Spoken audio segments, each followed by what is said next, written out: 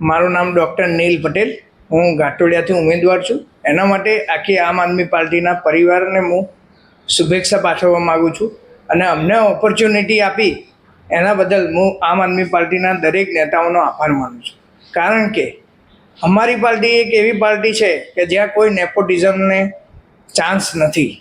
કારણ કે અત્યાર સુધી બધા વાતો તો કરે છે કે નેપોટિઝમ ક્યાંય નથી ચાલતું, આમ નથી ચાલતું, પણ ભાજપમાં બી એ મહદ અંશે તો ચાલુ જ છે. અમારી એક જ પાર્ટી એવી છે ત્યાં બધા સામાન્ય ઘરના લોકોને ટિકિટ મળી છે. અમને બી ઇન્ટરેસ્ટ થયો કે સેવા કરવી છે, એના માટે ટિકિટ લઈએ. હું 2018થી એક ફિઝિયોથેરાપિસ્ટ તરીકે પ્રેક્ટિસ તો કરું જ છું. સાથે સાથે લોકોના ઘણા બધા પ્રશ્નો બી ઉકેલ્યા છે અને ડૉક્ટર તરીકે પણ મેં સારું એવું કામ કર્યું છે અને ગયડા આશ્રમમાં બી એકાદ વર્ષ સેવા આપી છે. પણ અત્યારે જ્યારે છેલ્લા 4-1 મહિનાથી અમે ઘાટોડિયામાં ડોર ટુ ડોર કરી રહ્યા છીએ તો ઘણા બધા પ્રશ્નો છે ઘાટોડિયાના. 30 વર્ષથી ભાજપની સરકાર છે, આટલો જોરદાર વિકાસની વાતો કરે છે, છતાંય ઘાટોડિયાની જનતાના ઘણા પ્રશ્નો છે. ઘણી સોસાયટીઓમાં પાણી તો આવે છે પણ પાણીનું પ્રેશર જ નથી, એટલે લોકોના ગળા તો ભરાતા જ નથી.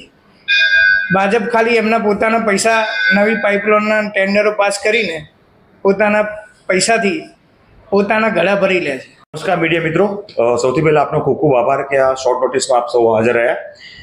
મારું નામ ભૌમિક પાઠક છે અને મારો ઇલેક્ટ્રિકલનો મારો પોતાનો બિઝનેસ છે અને હું બી ઇલેક્ટ્રિકલ એન્જિનિયર છું અને આઈએમ અમદાવાદનો એલએમની છું.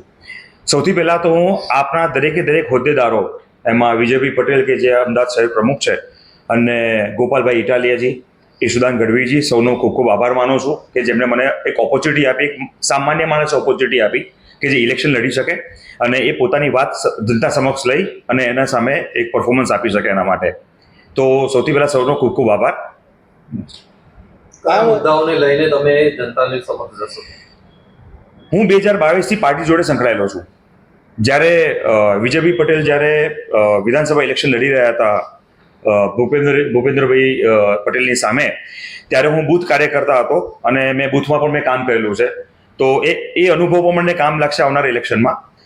મારા જે એજન્ડા છે, જે અમે સામાન્ય પબ્લિકને જ્યારે અમે ડોર ટુ ડોર કરીએ છીએ, જ્યારે અમે મળીએ છીએ, ત્યારે એવા ઘણા બધા મુદ્દા છે કે જ્યાં આગળ પબ્લિક અત્યારે ત્રસ્ત છે, હેરાન છે.